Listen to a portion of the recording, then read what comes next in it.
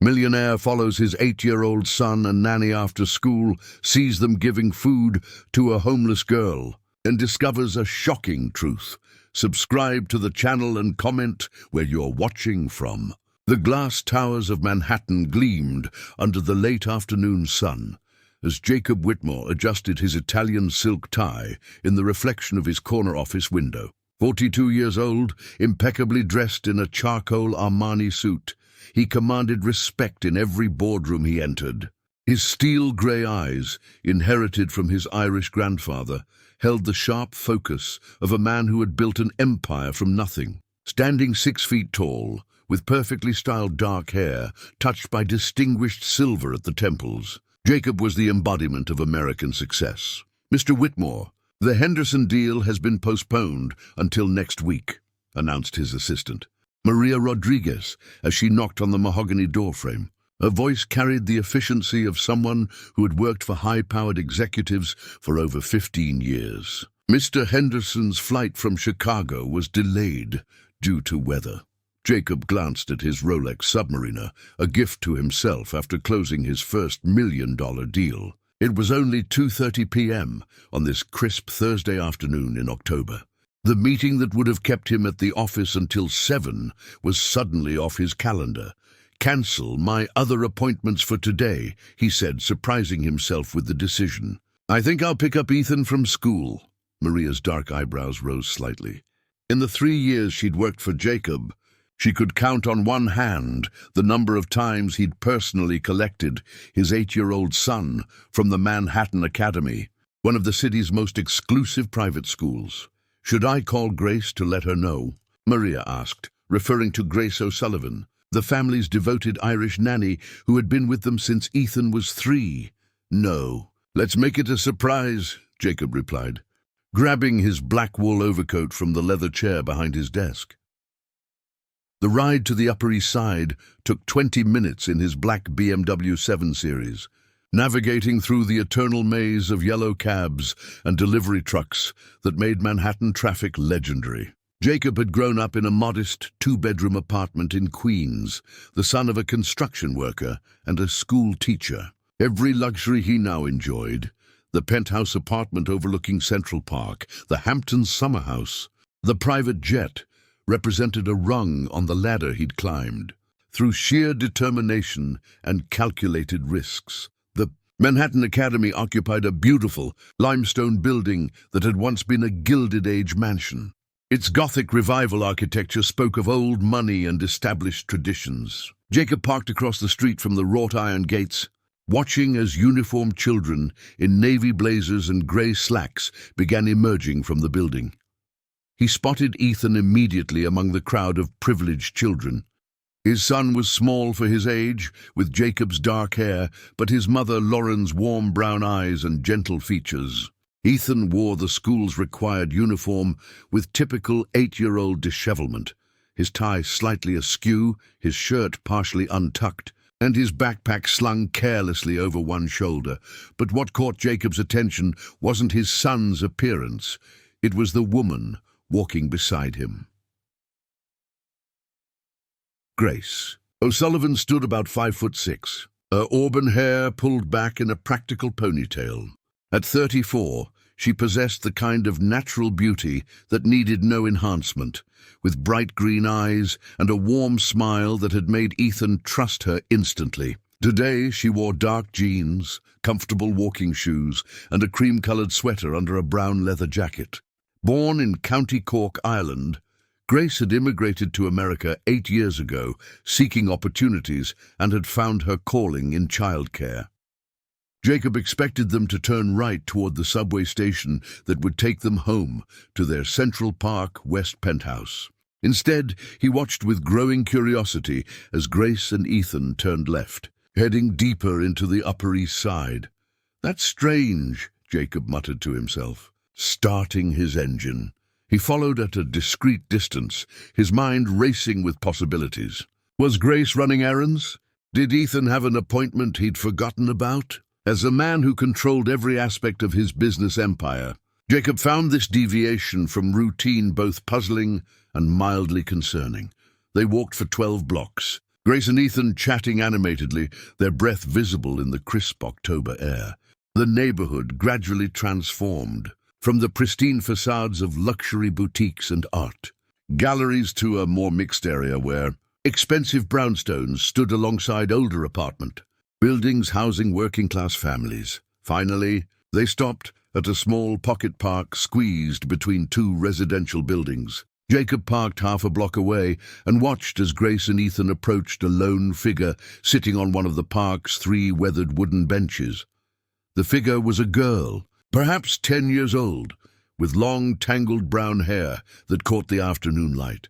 She wore a faded pink hoodie that was too large for her slight frame, torn jeans and sneakers with holes that exposed her socks. Even from his distance, Jacob could see that she was thin, too thin, and that her clothes, while clean, had the worn appearance of garments that had seen too many wash cycles. What happened next left Jacob speechless. Grace opened her leather messenger bag and pulled out a container, one of the glass meal prep containers from their kitchen at home. She handed it to the girl with a warm smile, followed by a small insulated lunch bag. Ethan, meanwhile, reached into his school backpack and produced a juice box and what appeared to be a package of crackers. The girl's face lit up with a smile that transformed her entire appearance. She spoke animatedly with Ethan, gesturing with her hands, and Jacob could see his son laughing at something she said. The interaction had the easy familiarity of old friends, not the awkward politeness of strangers. "Jesus Christ," Jacob whispered, gripping his steering wheel tighter. He watched as Grace sat down on the bench beside the girl, speaking to her with the same gentle attention she gave Ethan. The nanny pulled out a small notebook and appeared to be helping the girl with what looked like homework. Ethan sat on the girl's other side, sharing his remaining snacks and chattering away, with the enthusiasm only children could muster. This wasn't a chance encounter. The easy routine, the prepared food, the comfortable dynamic between all three, this had been going on for some time. But how long? And why hadn't he known about it? Jacob's phone buzzed with a text from Lauren, his wife, working late again tonight, meeting with the museum board about the charity gala. Love you both. Queso. Lauren Whitmore was everything Jacob had thought he wanted in a wife when they'd married 9 years ago. Blonde, beautiful, and born into Connecticut society, she moved effortlessly through the world of charity galas, art openings, and exclusive social clubs. She served on 3 museum boards, organized fundraisers for various causes, and maintained their social calendar with military precision. But Jacob suddenly realized he couldn't remember the last time Lauren had asked about the specific details of Ethan's day. The way Grace was now listening intently to this unknown girl. After 30 minutes, Grace gently touched the girl's shoulder and said something that made her nod. The girl carefully packed away the food container and hugged both Grace and Ethan goodbye. Jacob watched her disappear around the corner of the adjacent building, clutching the lunch bag like a precious treasure. As Grace and Ethan finally headed toward the subway, Jacob sat in his car, stunned by what he'd witnessed. His son, his privileged private school son who had never wanted for anything, had just shared his lunch with a homeless child. And Grace, their employee, had used what was clearly their food to feed a stranger.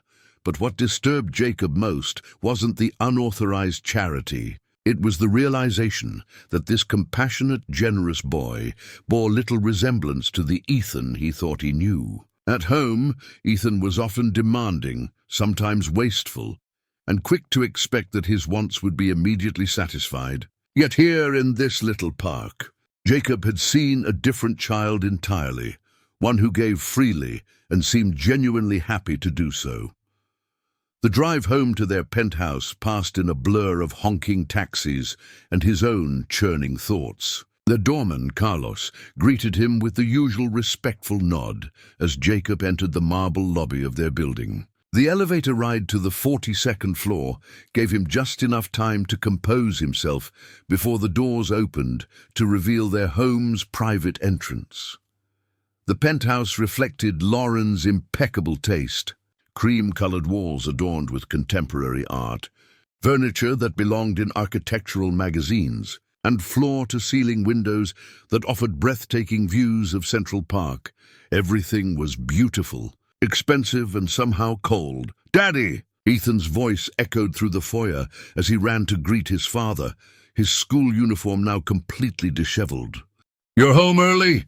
"I finished work early and thought I'd surprise you," Jacob said, kneeling to embrace his son. He studied Ethan's face, looking for signs of the boy he'd seen in the park. "How was school today?" "Good. We learned about fractions in math, and Mrs. Peterson read us another chapter of Charlotte's Web during story time." Ethan's response was typical, cheerful, but surface level. Grace appeared from the kitchen, wiping her hands on a dish towel. "Mr. Whitmore, I wasn't expecting you. Is everything all right?" "Everything's fine. Just had a meeting cancel." Jacob watched Grace's face carefully, but saw only her usual warm professionalism. "How was the walk home?" "Lovely. The weather's perfect for walking, and Ethan was telling me about his science project." Grace's Irish accent made even mundane statements sound musical. If she was nervous about lying by omission, she hid it well. That evening, as Jacob tucked Ethan into bed in his room filled with expensive toys and gadgets, he found himself asking different questions than usual. "Ethan, do you ever think about kids who don't have as much as we do?" His son's brown eyes grew thoughtful. "Sometimes. Grace told me that in Ireland, her family didn't have very much money when she was little, but they were still happy." "What do you think makes people happy?" Ethan considered this with the seriousness only children could bring to profound questions. "I think having people who care about you makes you happy, and maybe helping other people too." As Jacob turned off the lights and closed Ethan's bedroom door, he realized that his 8-year-old son might understand something about life that he, despite all his success, had somehow missed.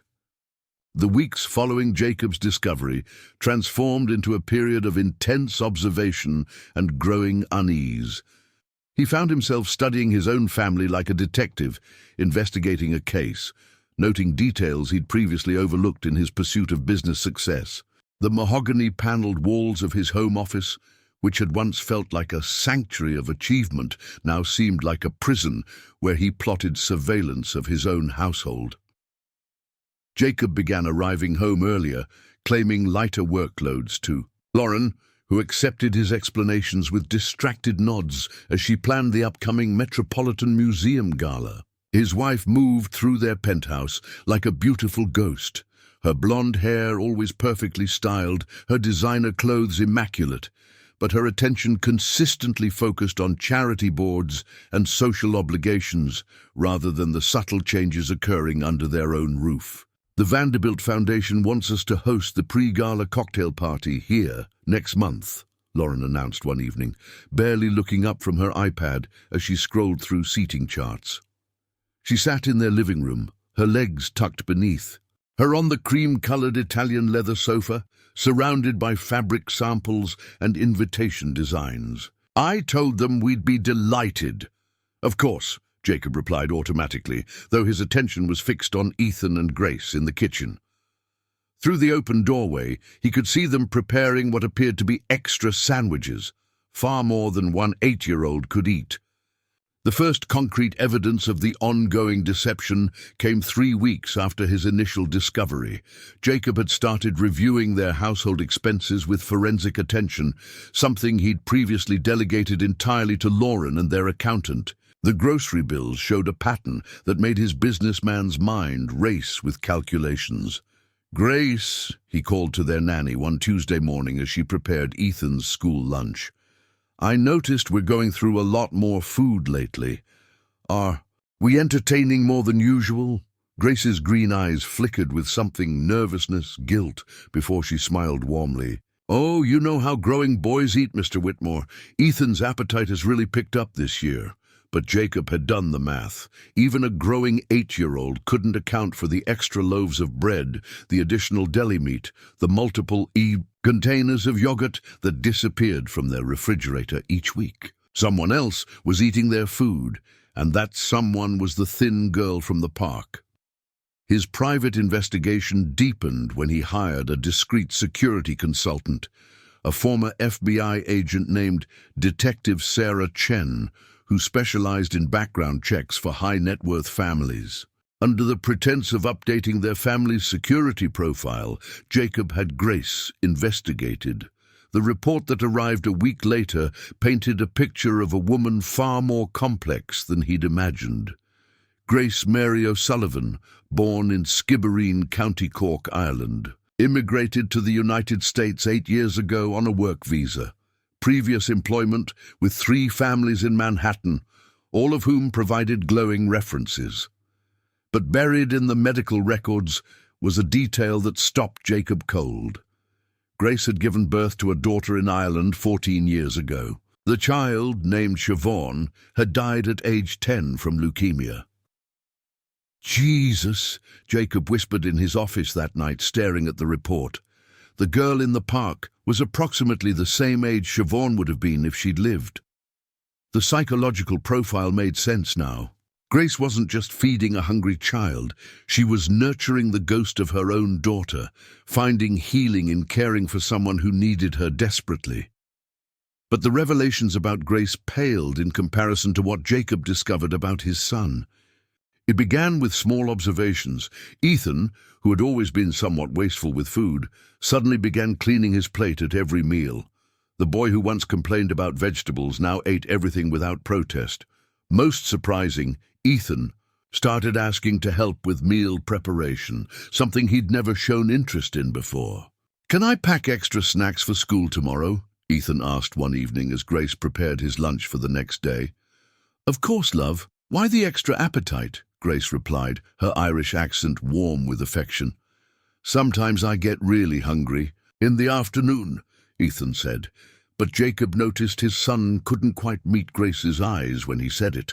The truth became clearer when Jacob decided to follow them again, this time from a different vantage point. He positioned himself in a coffee shop across from the small park, armed with a telephoto lens camera he'd borrowed from Lauren's photography hobby collection. What he observed through the lens was even more remarkable than his first glimpse. The girl, he still didn't know her name, wasn't alone. Hidden behind the park's single large oak tree, 2 smaller children waited. A boy who couldn't have been more than 6, and a girl around 4 years old. Both were thin, both wore clothes that had seen better days, and both looked to the older girl with the complete trust that comes from absolute dependence. "She's taking care of siblings," Jacob murmured to himself, adjusting the camera focus. The older girl distributed the food Grace had provided with careful precision, ensuring the younger children ate first and most. Ethan sat beside them on a makeshift blanket, sharing his juice box and crackers while chattering away in the unconscious manner of children who see past differences that paralyze adults. Through his telephoto lens, Jacob watched his son teach the youngest girl how to play patty cake, his face bright with genuine joy. This wasn't the demanding, sometimes sullen child Jacob knew at home. This Ethan was patient, generous, and completely unself-conscious about befriending children who lived on the streets. The most shocking revelation came when Jacob followed the children after they left the park. Instead of disappearing into the subway system or a nearby shelter, they walked 6 blocks to a vacant lot, squeezed between 2 abandoned buildings. The lot was filled with debris and overgrown weeds, but in one corner, hidden behind a chain-link fence, Jacob spotted their makeshift home, a structure built from cardboard boxes, blue tarps, and salvaged materials. His heart stopped when he recognized the address. The vacant lot belonged to Whitmore Development Corporation, his own company. The property had been sitting empty for 18 months while they navigated city permits for a luxury condominium project. These children were living on land he owned, in conditions that would have horrified him if he'd encountered them in a news report about homelessness in developing countries.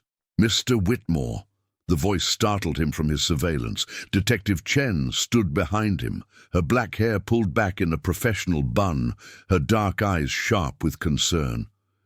"I was in the neighborhood and thought I saw you. Is everything all right?"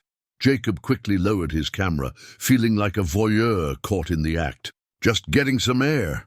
Needed to clear my head." Detective Chen's gaze moved to the vacant lot, then back to Jacob's face.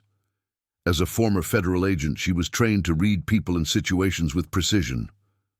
"Sir, if there's something specific you'd like me to investigate, I can be more helpful with clear parameters."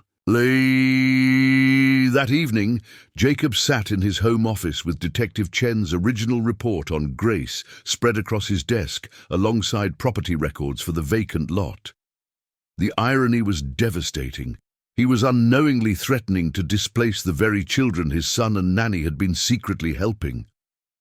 The proposed luxury development would break ground in 6 months, transforming the neglected lot into 48 high-end condominiums, starting at $3.2 million each.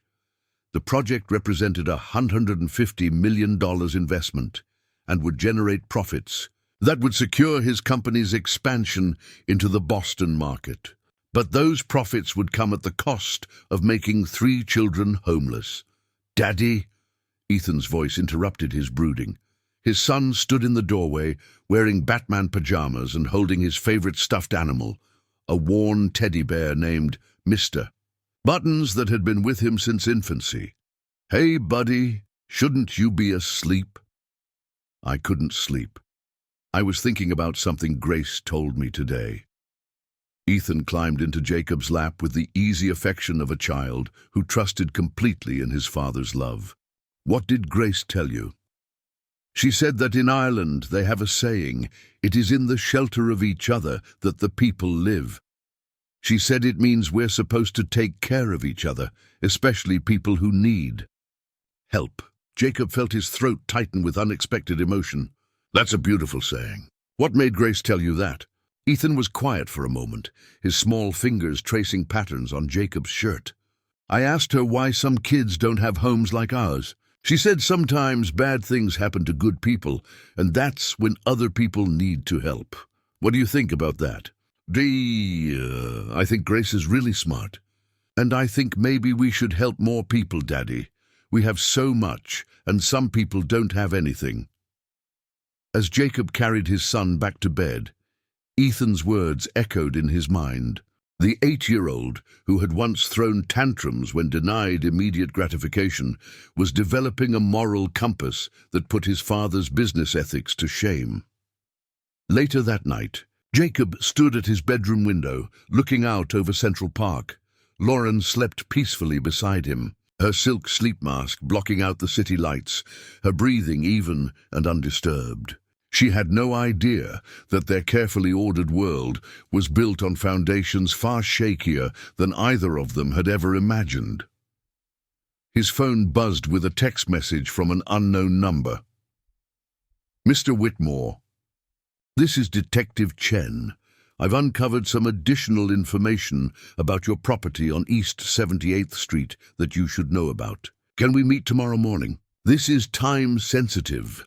Jacob stared at the message, knowing that whatever Detective Chen had discovered would change everything. The investigation he'd begun to understand his family's secret charitable work was expanding into something far more complex and potentially dangerous. In the distance, sirens wailed through the Manhattan night, the eternal soundtrack of a city where enormous wealth and desperate poverty existed side by side, often on the same block. Jacob had spent his entire adult life insulating himself and his family from that harsh reality. But now it had found them anyway, delivered by the compassionate hearts of an Irish nanny and his own 8-year-old son. Detective Chen's revelation came at 7 a.m. the next morning in a Starbucks near Jacob's office, delivered with the clinical precision of someone who had spent years dealing with uncomfortable truths. She sat across from him in the bustling coffee shop, her navy suit impeccable, her expression grave as she slid a manila folder across the small table. The children living on your property aren't just homeless. Mr. Whitmore, she began, her voice low enough to avoid being overheard by the morning commuters grabbing their caffeine fixes. They're runaways from the system. Jacob's hand froze halfway to his coffee cup. Around them, the normal sounds of a Manhattan morning continued. Espresso machines hissing, phones buzzing, the familiar chaos of ambitious people starting their days. But for Jacob, the world had narrowed to Detective Chen's words and the folder that seemed to pulse with dangerous secrets. "What do you mean, the system?" he asked, though part of him already knew the answer would complicate everything beyond repair. The oldest girl is Ava Martinez, age 11. The younger children are her half-siblings, Miguel, 6, and Sophia, 4. They've been in and out of foster care for 3 years since their mother died of a drug overdose. Detective Chen opened the folder, revealing photographs and official documents. Ava was placed in a group home in Queens 6 months ago. The younger children were placed separately with a foster family in Brooklyn. Jacob studied the photographs with growing horror. Ava's official photo showed the same thin girl from the park, but her expression was harder, more guarded. The bureaucratic language of the case files couldn't disguise the reality. These children had been failed repeatedly by the very system designed to protect them. Ava ran away from the group home in August, Detective Chen continued. She somehow managed to take her siblings from their foster placement and has been evading Child Protective Services ever since. There's an active missing persons case, but honestly, with their caseload, she shrugged with the cynicism of someone who understood how overwhelmed social services had become. The foster family? Jacob asked, dreading the answer. The Hendersons. They've had 17 children placed with them over the past 5 years. The state pays them $800 per month per child, but Detective Chen's expression darkened. Let's just say there are pending investigations into their care standards. Jacob felt his businessman's mind calculating implications, while his father's heart broke. Ava had chosen life on the streets over whatever she'd experienced in official care. An 11-year-old girl had made the desperate decision that homelessness was safer than the adults charged with protecting her. "There's more," the Detective Chen said, and Jacob wondered how there could possibly be more. "I ran the property records for your development site. The previous owner was a shell company called Martinez Holdings, LLC. The name hit Jacob like a physical blow. Martinez, like the children, yes. I did some digging. The company was owned by Carmen Martinez, Ava's mother. She bought that lot 12 years ago with money from a settlement after her first husband died in a construction accident." Detective Chen pulled out another document. Carmen planned to build affordable housing there, but she got sick, then addicted to prescription painkillers after surgery. She lost everything, including custody of her children, before she died. Jacob stared at the papers, his mind reeling. These children weren't just living on his property, they were living on land that had belonged to their family. Land that he had purchased for a fraction of its value when Carmen Martinez's estate was liquidated to pay debts. "Jesus Christ," he whispered. "It gets worse," Detective Chen said, with the relentless efficiency of someone delivering a comprehensive briefing. "Your development company bought the property through a series of intermediary transactions designed to obscure the original owner's identity. The purchase was completely legal, but morally questionable," Jacob finished. He had built his fortune partly on distressed properties, buying low from desperate sellers and developing high-end projects. He'd never thought about the human stories behind those transactions. His phone buzzed with a text from Grace. "Ethan has a slight fever this morning. Keeping him home from school today. We'll take good care of him." Jacob's blood ran cold. If Ethan was homesick, Grace might not make their usual afternoon visit to the park. Ava and her siblings would be waiting for food that wouldn't come. "I need to go," Jacob said abruptly, standing and gathering the case files. "Mr. Whitmore?" Detective Chen called as he headed for the door. "What do you want me to do with this information?" "Technically, I should report the children's location to CPS. Jacob turned back, seeing in her expression the same moral complexity that was tearing him apart. "Give me 24 hours, please." The ride home took an eternity through Manhattan traffic that seemed deliberately designed to thwart urgent missions. Jacob's mind raced through scenarios, each more complicated than the last.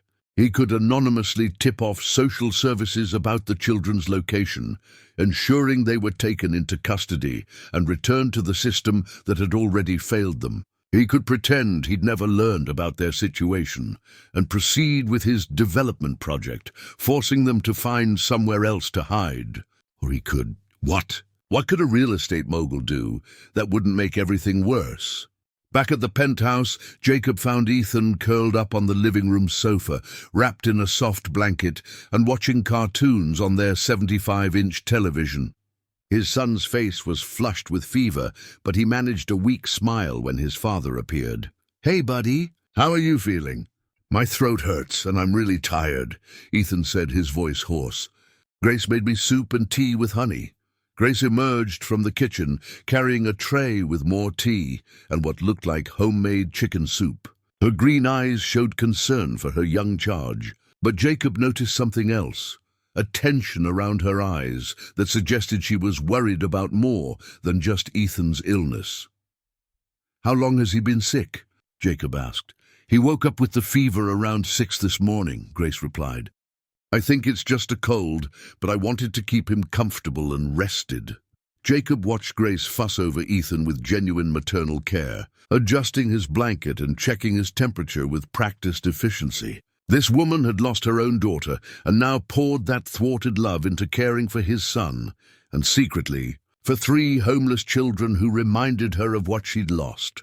"Grace," Jacob said carefully, "I need to ask you something, and I need you to be completely honest with me." The Irish nanny's face went very still. She set down the tea tray and straightened to face him, her chin raised with the quiet dignity of someone preparing for judgment. "About what, Mr. Whitmore?" About the extra food that's been disappearing from our kitchen. About the longer walks home from school. About what you and Ethan have been doing in that park on East 78th Street. The color drained from Grace's face, but she didn't deny anything. Instead, she sank into the armchair opposite the sofa, her hands clasped tightly in her lap. "You know," she said simply, "I know about Ava, Miguel, and Sophia. I know about the vacant lot. I know about their mother." Jacob sat down across from her, his voice gentle despite the gravity of the situation. "What I don't know is why you didn't tell me." Grace's green eyes filled with tears, but her voice remained steady. "Because I was afraid you'd make me stop, and you thought I'd want you to let children go hungry? I thought you'd worry about liability or bad publicity or..." Grace paused, searching for the right words. "Mr. Whitmore, you're a good man, but you live in a different world. You write checks to charities and attend benefit galas, but you've never sat with a hungry child and watched them try to make a single sandwich last for 2 meals. The accuracy of her assessment stung because it was completely true. Jacob had donated millions to various causes over the years, but always at a comfortable distance. He'd never gotten his hands dirty with actual human suffering. "Tell me about Ava," he said. Grace's expression softened with something approaching maternal love. "She's brilliant, Mr. Whitmore, absolutely brilliant. She reads at a high school level and can do mathematics in her head that would challenge adults. But she's also terrified of being separated from her siblings, terrified of being hurt again by adults who are supposed to protect her." "AT, how long have you been feeding them?" 4 months. I discovered them by accident when Ethan dropped his water bottle near the playground and it rolled toward their hiding spot." Grace smiled sadly. "Ava was so defensive at first, like a little animal protecting her babies. But Ethan, he just started talking to her like she was any other child. He offered to share his snacks, and somehow that broke through her walls." Jacob looked at his son, who had fallen asleep on the sofa despite the conversation happening around him. Even in sleep, Ethan's face held an innocence that Jacob suddenly realized was more sophisticated than he'd understood. His 8-year-old had developed a capacity for compassion that put most adults to shame. "Grace, those children are official missing persons. There are people looking for them." "I know," she whispered. "But Mr. Whitmore, you should see how Ava flinches when she talks about the group home. How Miguel still has nightmares about the foster family. They're safer on the streets than they were in care, and that's—" Her voice broke slightly. "That's unforgivable." Jacob's phone rang, interrupting the moment. The caller ID showed Lauren's name. "Hi, sweetheart," he answered, trying to sound normal. "Jacob, I just had lunch with Patricia Vanderbilt, and she mentioned something interesting." Lauren's voice carried the slight edge that meant she was building toward something significant. "She said her husband saw you yesterday afternoon in some questionable neighborhood on the Upper East Side with a camera." Jacob's blood turned to ice. "I was just taking pictures of homeless camps," according to Richard. "He was concerned about your safety." Lauren's tone sharpened. "Jacob, what's going on? You've been acting strange for weeks, coming home early, asking odd questions about the household expenses." Grace was watching him with growing alarm, clearly understanding that their secret was expanding beyond their control. "Lauren, I can explain everything, but not over the phone. Can we talk when you get home?" "I'm coming home now," Lauren said firmly. "And Jacob, whatever this is about, it better not embarrass our family at the museum gala next week." The line went dead, leaving Jacob staring at his phone, while Grace looked at him with barely controlled panic. "She knows," Grace said. "She suspects," Jacob corrected. "But Grace, this is bigger than just you and Ethan helping some homeless children. Those kids are in danger every day they're on the streets, and we—" He paused, the weight of responsibility settling on his shoulders. "We might be the only people who can actually help them." Grace stood up slowly, her face pale but determined. "What are you going to do?"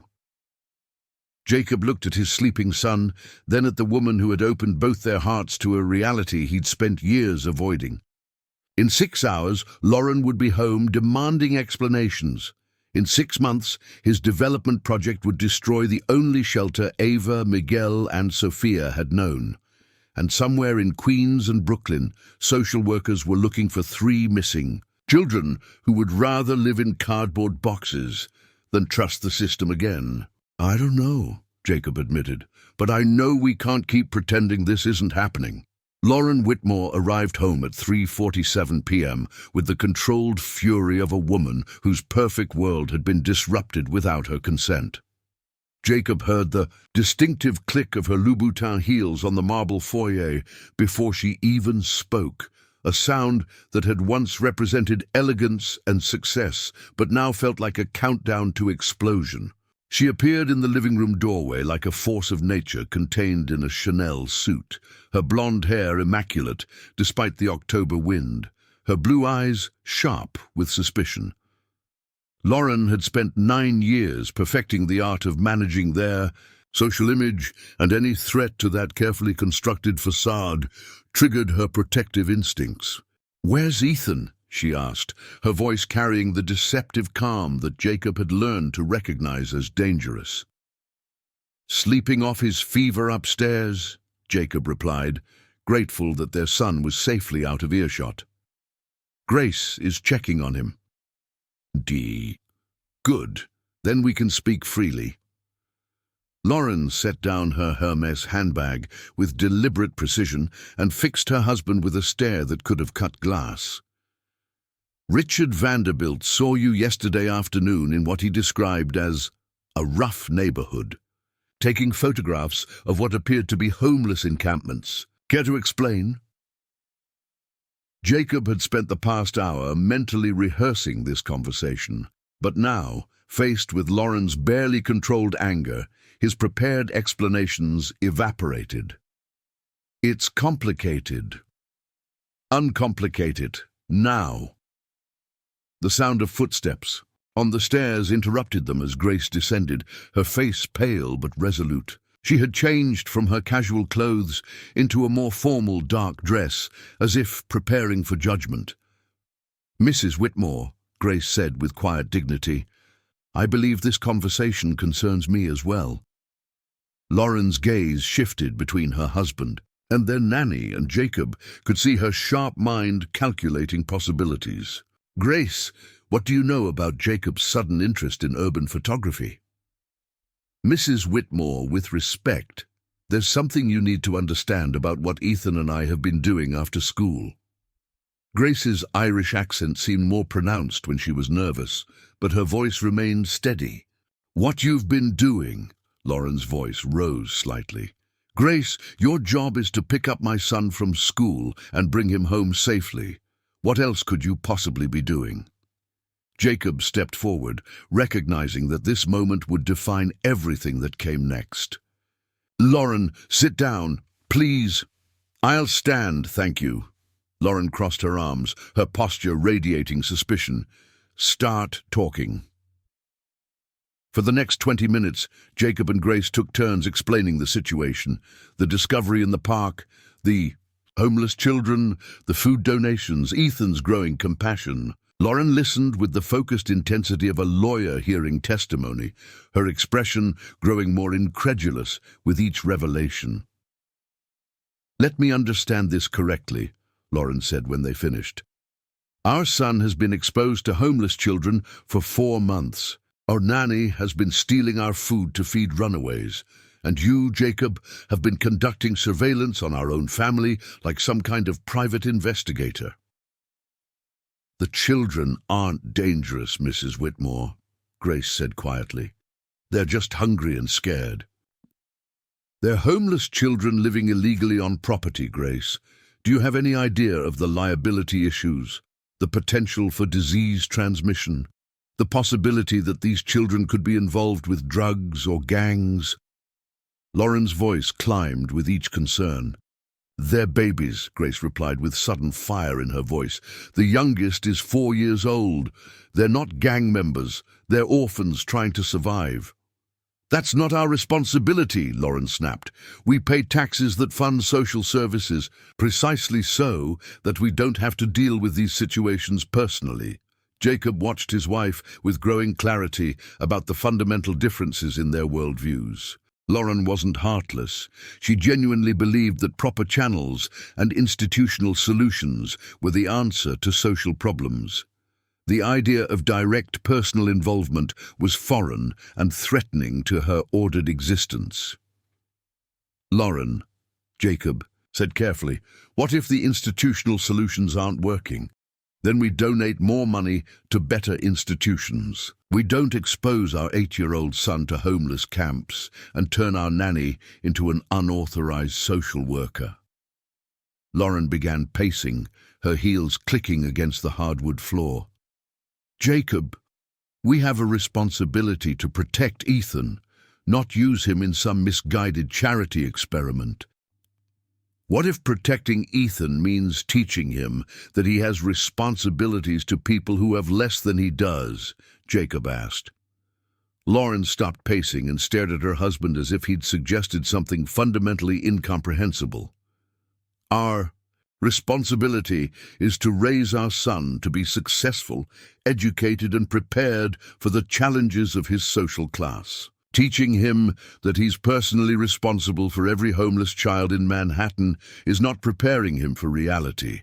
It's setting him up for a lifetime of inappropriate guilt and impossible expectations." The conversation was interrupted by the sound of small feet on the stairs. Ethan appeared in the doorway, wrapped in his blanket, his hair tousled from sleep, and his face still flushed with fever. "Why is everyone yelling?" he asked, his young voice cutting through the adult tension like a knife. "We're not yelling, sweetheart," Lauren said, instantly modulating her tone. "We're just having a discussion about some changes that need to happen." "What kind of changes?" Ethan looked between his parents and Grace with the intuitive understanding that children possess when adult conversations affect their world. Jacob knelt down to his son's eye level, making a decision that would alter everything. "Ethan, your mom knows about Ava and Miguel and Sophia." Ethan's eyes widened, and he looked at Grace with concern. "Are we in trouble?" "No, love," Grace said softly. "We're not in trouble." "But Mommy doesn't look happy," Ethan observed with devastating accuracy. Lauren's expression softened slightly as she looked at her son, but her resolve remained firm. "Ethan, Grace won't be taking you to the park anymore, and we're going to find proper help for those children through the right channels." "What channels?" Ethan asked, his 8-year-old mind struggling with concepts beyond his experience. "People whose job it is to help homeless children," Lauren explained patiently. "But those people already had a chance to help them," Ethan said with startling clarity. "Ava told me that the people who were supposed to take care of them were mean. That's why she had to take Miguel and Sophia away." Lauren looked at her son with surprise. "Ava told you that?" "She tells me lots of things. She's really smart, Mommy. She knows all the constellations, and she taught me how to count in Spanish." Ethan's fever-bright eyes were earnest with the desire to make his mother understand. "She's not scary. She's just sad sometimes." Jacob watched Lauren's face as she processed this information. Her protective instincts were warring with her son's obvious affection for these children. "Ethan," Lauren said carefully, "even if Ava and her siblings are nice, they're living in dangerous conditions. They need proper help from adults who know how to handle these situations." "We're adults," Ethan pointed out with unassailable 8-year-old logic, "and we were helping them." "We're not the right kind of adults," Lauren replied, but Jacob could hear uncertainty creeping into her voice. "What makes someone the right kind of adult?" Ethan asked. It was a question that exposed the fundamental flaw in Lauren's argument. The right kind of adults had already failed these children repeatedly. The institutional solutions she trusted had created the problem they were trying to solve. Jacob's phone rang, interrupting the family tableau. Detective Chen's name appeared on the screen. "I need to take this," Jacob said, answering the call. "Chen, what do you have?" "Mr. Whitmore, we have a problem. CPS just contacted NYPD about 3 missing children whose last known location was your development site. They're planning a sweep of the area tomorrow morning." Jacob felt his stomach drop. "How much time do we have?" 12 hours, maybe less. If those kids are still there when the sweep happens, they'll be taken into custody immediately. Given their history of running away, they'll likely be placed in a secure facility pending a court hearing." Jacob looked at his family, Lauren watching him with growing alarm, Grace pale with worry, and Ethan listening with the acute attention of a child who understood that something important was happening. "I understand," Jacob said to Detective Chen. "Thank you for the heads up." He ended the call and faced 3 sets of eyes waiting for an explanation. "The police are coming for them tomorrow morning," he said simply. "Good," Lauren said immediately. "That's exactly what should happen." "Mommy, no!" But Ethan's distressed cry surprised everyone. "They'll take Ava away from Miguel and Sophia. She promised me she'd never let anyone separate them again." "Ethan, sometimes—" Lauren began. "Please, Mommy," Ethan interrupted, his fever making him more emotional than usual. "Ava saved her brother and sister because bad people were hurting them. If the police take them back, the bad people might hurt them again." Jacob watched his wife's face as she looked at their son's tear-filled eyes. Lauren's greatest strength as a mother was her fierce protective love for Ethan. But now that protective instinct was being challenged by competing loyalties. "Jacob," Lauren said quietly, "what exactly are you thinking of doing?" Jacob looked at Grace, who was watching him with desperate hope. He looked at Ethan, whose young face showed a moral certainty that put adult compromises to shame. He looked at his wife, whose comfortable worldview was being shattered by the revelation that good intentions weren't always enough. "I'm thinking," Jacob said slowly, "that maybe the right thing to do isn't always the legal thing to do." "That's a very dangerous philosophy," Lauren replied. "Maybe," Jacob acknowledged, but doing nothing while 3 children get swallowed by a system that's already failed them, that feels more dangerous to me. Grace spoke for the first time in several minutes. "Mr. Whitmore, what are you proposing?" Jacob thought about Detective Chen's files, about the vacant lot that had once belonged to these children's mother, about the luxury condominiums that would erase their last connection to their family history. He thought about his son's moral awakening and Grace's grief-driven compassion and his wife's well-intentioned but inadequate solutions.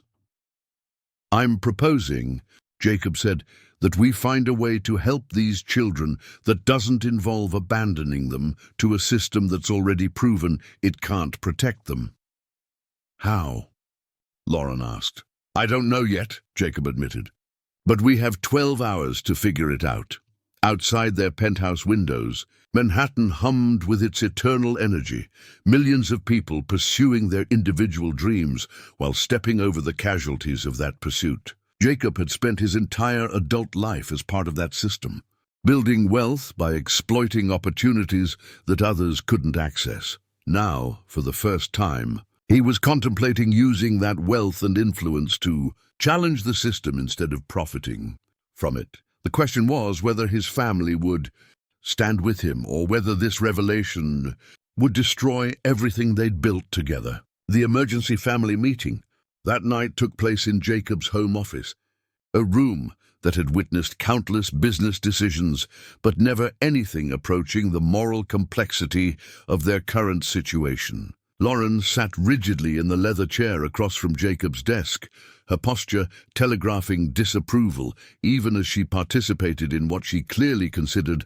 an exercise in dangerous idealism. Grace perched on the edge of the sofa, her hands clasped tightly, while Ethan, his fever finally broken, lay on the carpet drawing pictures with the focused intensity that only children could bring to creative expression. "Let me be absolutely clear about what you're proposing," Lauren said, her voice carrying the controlled tone she used when addressing particularly difficult museum board members. "You want our family to interfere with an active police investigation, harbor runaway children, and potentially obstruct social services in the performance of their duties.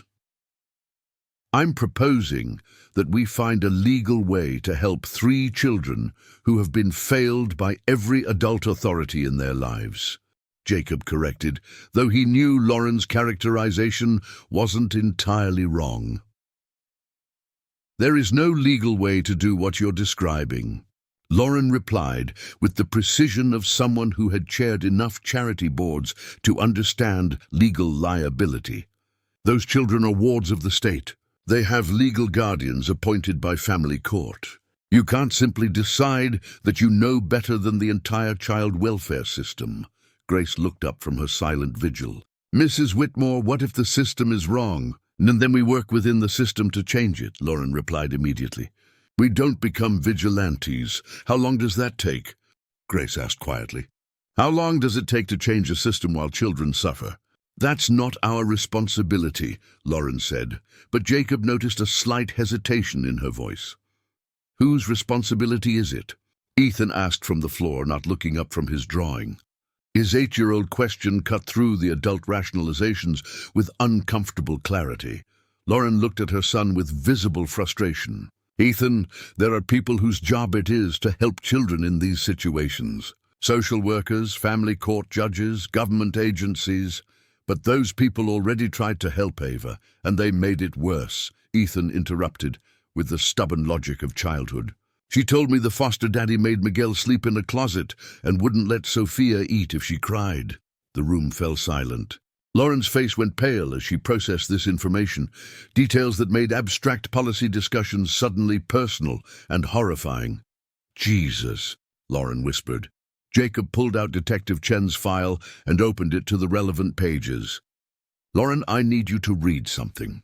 For the next 10 minutes, Lauren studied the case files with the same attention she brought to legal documents for her charity work. Jacob watched her face change as she read about the Henderson foster family, the overcrowded group home, The systemic failures that had driven an 11-year-old girl to choose homelessness over institutional care. This is... Lauren paused, searching for words. This is appalling. It's reality, Jacob said quietly. And tomorrow morning, those children are going to be returned to that reality unless we do something. But what can we do? Lauren asked, and Jacob heard the first crack in her resistance. We can't adopt 3 children overnight. We can't make their legal problems disappear. We can't... She was interrupted by a soft knock on the office door. The doorman's voice came through the intercom. Mr. Whitmore, there's a young lady here asking to speak with you. She says it's about Grace and Ethan. Jacob's blood ran cold. A young lady? She appears to be about 10 or 11 years old, sir. She's asking specifically for you by name. Grace gasped. Ava, how did she find us? Lauren asked, her voice sharp with alarm. I might have mentioned our building once, Ethan admitted quietly. When I was telling her about my room and the park views. Jacob stood up, his mind racing. Carlos, is she alone? No, sir. She has 2 younger children with her. Should I send them up? Jacob said quickly, ignoring Lauren's sharp intake of breath. Jacob, no, Lauren said immediately. If we allow those children into our home, we become legally responsible for them. If something happens, if we don't let them up, they'll be sleeping on the streets tonight, Jacob replied. And tomorrow they'll be in custody. That might be the best thing for them, Lauren said, though her voice lacked conviction. Mommy, Ethan said, looking up from his drawing with eyes that seemed older than his 8 years. If someone was hurting me, and you saved me, would you want someone to send me back to the people who hurt me? Lauren stared at her son, visibly struggling with the implications of his question. The elevator chimed, and Grace moved toward the door. I'll get it. Grace, wait, Lauren called, but the nanny was already headed for the foyer. Jacob followed, with Lauren close behind. Ethan abandoned his drawing and trailed after his parents with the curiosity of a child who sensed that something monumentally important was happening. Grace opened the door to reveal 3 children who looked like refugees from a war zone. Ava stood protectively in front of her siblings, her thin frame tensed for flight, her dark eyes darting around the luxurious foyer with the wariness of someone who had learned not to trust safe appearances. Miguel, the 6-year-old boy, clung to his sister's hand, while staring wide-eyed at the marble floors and crystal chandelier. Sophia, barely 4, was asleep in Ava's arms, her small face peaceful despite their circumstances. Mrs. Grace. Ava's voice was barely above a whisper. I'm sorry to bother you, but we need help. Grace knelt down to Ava's eye level, her maternal instincts overriding all other considerations. What's wrong, love? There were police cars at our place today, and people in suits asking the other homeless people about us. Ava's voice remained steady, but Jacob could see the fear in her young eyes. We can't go back there. How did you know where to find us? Jacob asked gently. Ava looked at him with the assessment of someone far older than her 11 years. You're Ethan's daddy. He talks about you all the time. She paused, then added with heartbreaking formality. I'm sorry for coming to your house. But I didn't know what else to do. Lauren stepped forward, and Jacob watched his wife's face as she looked at these 3 children. Ava was clearly intelligent and well-spoken despite her circumstances. Miguel was thin but clean, his clothes worn but cared for. Sophia, even in sleep, showed signs of good care. Her hair was braided, her face was clean, and she wore mismatched but clean clothes. Ava, Lauren said quietly. When did you last eat?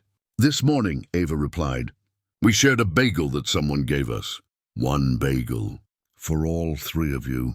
Ava nodded matter-of-factly, as if sharing insufficient food among siblings was simply part of life. Jesus Christ, Lauren whispered, and Jacob realized his wife was finally seeing these children as individuals rather than as abstract problems. Ava, Ethan exclaimed, running forward with the joy of a child seeing a friend.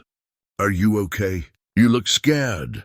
I'm okay, Ethan, Ava said, but her voice wavered slightly. But we might have to go away for a while. Away where? Ethan asked with immediate concern. Back to the people who are supposed to take care of us, Ava replied. And Jacob heard years of disappointed hope in her young voice. But you said those people were mean, Ethan protested. Sometimes mean people are the only choice you have, Ava said, with the devastating wisdom of a child who had learned too much about the world's limitations. Jacob watched his wife's face as she processed this exchange. Lauren's protective instincts had always been fierce when it came to Ethan, but now she was seeing other children who needed that same protection. Ava, Lauren said carefully, would you and your siblings like something to eat? We don't want to be trouble, Ava replied immediately. You're not trouble, Lauren said. And Jacob heard something new in his wife's voice, a maternal warmth he'd rarely heard her extend beyond their own family. Grace took charge with characteristic efficiency. Come on, loves. Let's get you fed and warmed up. As Grace led the children toward the kitchen, Ava whispered something to Miguel in Spanish. The little boy nodded and carefully wiped his feet on the expensive Persian rug, trying not to track any dirt into the pristine foyer. They're just babies, Lauren said quietly, watching the small procession disappear toward the kitchen. Lauren, Jacob said carefully, what are you thinking? His wife was quiet for a long moment, staring at the empty foyer where 3 homeless children had just stood with heartbreaking politeness in the face of their desperate situation. I'm thinking, Lauren said slowly, that maybe our comfortable assumptions about how the world works aren't as solid as we thought. From the kitchen came the sound of children's voices, Ethan, chattering excitedly while Grace prepared food, and Ava answered his questions with the patience of someone much older than 11. Jacob, Lauren said, turning to face her husband, if we help them, everything changes. Our life, our reputation, our legal exposure, everything, I know. And if we don't help them, they could end up back in situations that hurt them. I know that too. Lauren looked toward the kitchen, where their 8-year-old son was sharing his world with children who had never known security or abundance. So, what do we do? She asked. Jacob realized that his wife was finally asking the same question that had been tormenting him for weeks. The question that had no easy answers and no risk-free solutions. I think, Jacob said quietly, we figure out how to be the kind of adults these children deserve. The makeshift dinner in their formal dining room that night created a surreal tableau that would have been impossible to imagine just hours earlier. Ava sat carefully upright in a chair worth more than most people's monthly rent, methodically eating Grace's homemade soup while simultaneously cutting food into smaller pieces for Sophia, who was perched on a stack of expensive art books to reach the table.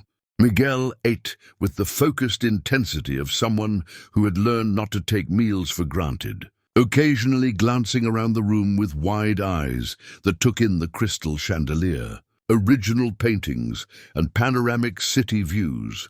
This is the tallest building I've ever been in, Miguel said in accented English, his 6-year-old voice filled with wonder as he looked out at the glittering Manhattan skyline. Can you see all the way to the ocean from here? Ava asked Ethan, her question revealing a child's curiosity that poverty hadn't quite extinguished. No, but in the summer we can see the fireworks from Central Park, Ethan replied, launching into an enthusiastic description of the 4th of July celebrations they watched from their terrace. Jacob observed the interaction while fielding increasingly urgent text messages from Detective Chen. The latest message was stark in its implications. CPS moved up their timeline. Sweep starts at 6 a.m. Whatever you're planning, you're out of time. Lauren sat across from him, watching Ava help Sophia with her soup with the focused attention of someone reassessing fundamental assumptions. Their daughter-like guest moved with the practiced efficiency of a child who had been responsible for others since an age when most kids were still learning to tie their shoes. Ava, Lauren said gently, how long have you been taking care of Miguel and Sophia by yourself? Since Mama died, Ava replied matter-of-factly. But I was helping even before that, when she was sick. That's a big responsibility for someone your age. Ava shrugged with the casual acceptance of someone who had never known childhood without obligation. Family takes care of family. That's what Mama always said. Jacob's phone rang, interrupting the domestic scene. Detective Chen's name appeared on the screen. "Excuse me," Jacob said, stepping into the hallway to answer. "Chen, what's the situation?" It's worse than I thought, Mr. Whitmore. I did some checking on the Henderson Foster family. There are 3 separate investigations pending, and CPS is under pressure to explain how these kids slipped through the cracks. They're planning to place the children in a secure facility pending a complete review. What kind of secure facility? Think juvenile detention, but for protective custody. These kids will be locked down until the courts sort out permanent placement, which could take months. Jacob felt his stomach clench. There has to be another option. Legally. Not really, but Detective Chen paused. There might be something else you should know. I've been digging deeper into Carmen Martinez's background, and I found something interesting about her family. What kind of something? She had a brother, Luis Martinez. He's been looking for these kids since they disappeared from the system. Clean record, stable employment, no red flags. But he's been stonewalled by CPS because he's not an official relative. Carmen never listed him as next of kin because they had some kind of family dispute years ago. Jacob's mind raced through the implications. Where is he now? He's at Queens. He's a mechanic.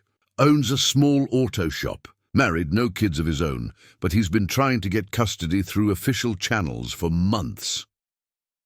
Why didn't CPS connect him with the children? Bureaucracy. Carmen listed no known relatives on her intake forms because she was angry with her brother at the time. The system never followed up. Detective Chen's voice carried the frustration of someone who had seen too many cases where paperwork mattered more than people. Jacob looked back toward the dining room, where he could hear Ethan explaining the rules of some board game to his new friends. Chen, what would it take to get Luis Martinez emergency custody? Wouldn't under normal circumstances? Weeks of paperwork, background checks, court hearings. But if those kids are going to be swept up tomorrow morning, she paused, there might be a way to accelerate the process. How?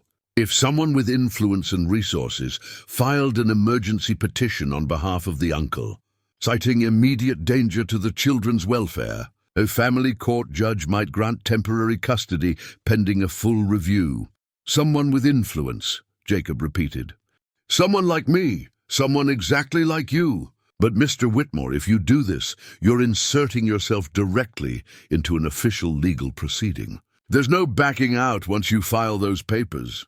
Jacob stared at the family portrait hanging in their hallway, Lauren, himself, and Ethan smiling in their Hamptons garden, the picture of American prosperity and success. In the few hours, that image of their uncomplicated life might be nothing but a memory. Chen, how quickly can you reach Luis Martinez? I can have him on the phone in 10 minutes. Do it. And draw up whatever papers we need to file first thing in the morning. Mr. Whitmore, are you sure about this? Once you sign those documents, you become legally responsible for the outcome. If this goes wrong, it's already wrong, Jacob interrupted. 3 kids are living in cardboard boxes, while the system that's supposed to protect them fails them repeatedly. At this point, wrong is the status quo. When Jacob returned to the dining room, he found Lauren helping Sophia with her dessert, while Ava watched with the wariness of someone unused to adults taking care of her siblings. Everything okay? Lauren asked, noting his expression. Can I speak with you for a moment? Jacob said, nodding toward the kitchen. In the privacy of their granite and stainless steel kitchen, Jacob explained Detective Chen's discoveries and the potential solution involving Luis Martinez. So there's family, Lauren said slowly. Actual family who wants them. Family who's been trying to get them through official channels while they've been living on the streets. Lauren was quiet for a moment, processing the information. Jacob, if we help facilitate this custody arrangement, we're not just getting involved. We're taking sides against CPS, against the foster system, against a system that put a 6-year-old boy in a closet and denied food to a 4-year-old girl. Jacob finished. Lauren's face darkened with anger. Is that really what happened? According to Ava, and given that she chose homelessness over returning to that situation, I believe her. From the dining room came the sound of children's laughter, genuine, carefree laughter that Jacob realized he hadn't heard from his own son in months. Ethan's privileged life had given him everything except the satisfaction that came from meaningful connection with others who needed him. Lauren, Jacob said quietly, what if this is bigger than just helping 3 homeless kids? What if this is about who we want to be as a family? Before Lauren could respond, Grace appeared in the kitchen doorway, her face pale with urgency. Mr. Whitmore, Mrs. Whitmore, I think you need to hear this. They followed Grace back to the dining room, where Ava was speaking quietly to Ethan while keeping one protective arm around Sophia. What is it, Ava? Jacob asked gently. The 11-year-old looked up at him with eyes that held too much knowledge for her age. Mr. Ethan's daddy, I heard you talking on the phone about someone named Luis. Jacob's blood went cold. You know Luis? He's my Tio, my uncle, Mama's brother. Ava's voice carried years of complicated emotion. They had a big fight before Mama got sick, and she said we couldn't see him anymore. But I remember him. What do you remember? Lauren asked, sitting down to bring herself to Ava's eye level. He used to fix our car when it broke, and he always brought us dulces, candy, when he visited. Mama said he was irresponsible, but... Ava paused, her young face showing the weight of adult considerations. But he was always nice to us. He taught me how to change a tire and how to check the oil. Miguel looked up from his dessert with sudden excitement. Tio Luis? The one with the big truck and the dog named Rocco? You remember him too? Jacob asked. He let me sit in his truck and pretend to drive, Miguel said, his face brightening with the memory. And he showed me his tools. Sophia, who had been quietly listening while eating ice cream, suddenly spoke up. Tio Luis had roses for Mama. Pretty flowers. Jacob and Lauren exchanged glances. These children not only knew their uncle, they had positive memories of him. Ava, Lauren said carefully, would you want to live with your Uncle Luis if that were possible? The 11-year-old's face showed a complexity of emotions, hope, fear, uncertainty, and desperate longing. Would he want us, after everything that happened? After Mama said those mean things about him? Sometimes adults fight about things that don't have anything to do with their love for children, Lauren said, with a gentleness that surprised Jacob. Your uncle has been looking for you. Really? Ava's voice was barely above a whisper. Really, Jacob confirmed. He's been trying to find you through official channels since you disappeared from the foster home. Ava was quiet for a long moment, and Jacob could see her young mind processing possibilities she'd been afraid to hope for. If we went to live with Tio Luis, she said finally, would we still see Mrs. Grace and Ethan sometimes? Grace reached over and squeezed Ava's hand. If that's what you want, love, we'll make sure of it. Jacob's phone buzzed with a text from Detective Chen. I've reached Luis Martinez. He's on his way. He'll be there in an hour. The next hour would determine whether 3 homeless children would disappear into a system that had already failed them, or whether they would have a chance at the family, stability they deserved. But Jacob was beginning to understand that the outcome wouldn't just change these children's lives, it would fundamentally alter his own family's understanding of their responsibilities to the world beyond their penthouse walls. Luis Martinez arrived at 11:47 p.m. in a 15-year-old Ford pickup truck that looked out of place among the luxury vehicles typically seen in front of their building. Jacob watched from the penthouse windows as a stocky man in work clothes emerged from the driver's seat, pausing to stare up at the gleaming tower with the same awe his nieces and nephew had shown hours earlier. Carlos. Jacob spoke into the intercom. Please send Mr. Martinez up immediately. The man who stepped off the elevator 5 minutes later bore a striking resemblance to the children waiting nervously in the living room. Luis Martinez stood about 5'8", with the broad shoulders and calloused hands of someone who worked with his hands for a living. His dark hair was touched with grey at the temples, and his brown eyes held the same intelligent alertness Jacob had noticed in Ava. He wore clean work pants, a button-down shirt that had seen better days, and boots that were polished but worn. Mr. Whitmore. Luis's voice carried a slight accent and the uncertainty of someone entering a world far removed from his own experience. "I'm Luis Martinez. The detective lady, she said you have my sister's children." Before Jacob could respond, 3 small voices cried out in unison, "Tio Luis!" The reunion that followed was one of the most emotionally powerful moments Jacob had ever witnessed. Ava ran to her uncle, with tears streaming down her face, followed by Miguel, who launched himself into Luis's arms with the abandon of childhood. Even little Sophia, who had been shy with every adult except Grace, reached up to be held by the uncle she barely remembered, Luis Martinez. This working-class mechanic in their marble foyer held all 3 children while tears rolled down his weathered cheeks. He spoke to them in rapid Spanish, his voice breaking with emotion, while they responded with the desperate relief of people who had finally found safety after months of fear. "Mija, Mija," Luis whispered to Ava, using his hands to frame her thin face. "I've been looking everywhere for you when you disappeared from those people." His voice trailed off as he struggled with English complicated by emotion.